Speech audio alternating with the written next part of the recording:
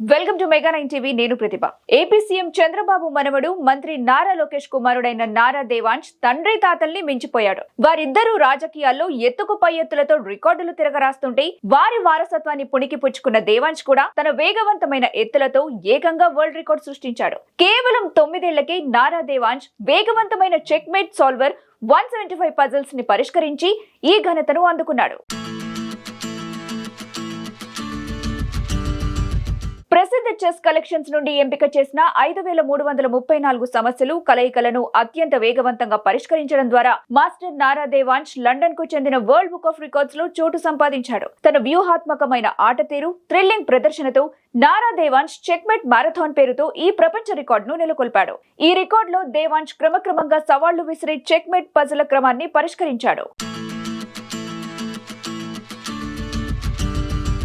పిన్న వయసులో కొడుకు దేవాంశ్ సాధించిన రికార్డ్ విజయంపై తండ్రి లోకేష్ సంతోషం వ్యక్తం చేశారు. దేవాంశ్ లేజర్ షార్ప్ ఫోకస్ తో శిక్షణ పొందడం తాను ప్రత్యక్షంగా చూశానన్నారు. క్రీడను ఉత్సాహంగా స్వీకరించాడని, గ్లోబల్ అరీనాలో భారతీయ చెస్ క్రీడాకారుల అద్భుతమైన చారిత్రాత్మక ప్రదర్శనల నుండి దేవాంశ్ ప్రేరణ పొందాడని తెలిపారు. దేవాంశ్ కు చెస్ పాఠాలు నేర్పిన రాయల్ చెస్ అకాడమీకి లోకేష్ ధన్యవాదాలు తెలిపారు. ఈ ప్రపంచ రికార్డ్ ఈవెంట్ కోసం దేవాంశ్ కొన్ని వారాలుగా రోజుకు 5 నుంచి 6 గంటల పాటు శిక్షణ పొందుతున్నట్టు లోకేష్ అన్నారు. దేవాంశ్ క్రియేటివ్ గా చెస్ నేర్చుకునే ఒక డైనమిక్ విద్యార్థి అని కోచ్ రాజశేఖర్ రెడ్డి అన్నారు.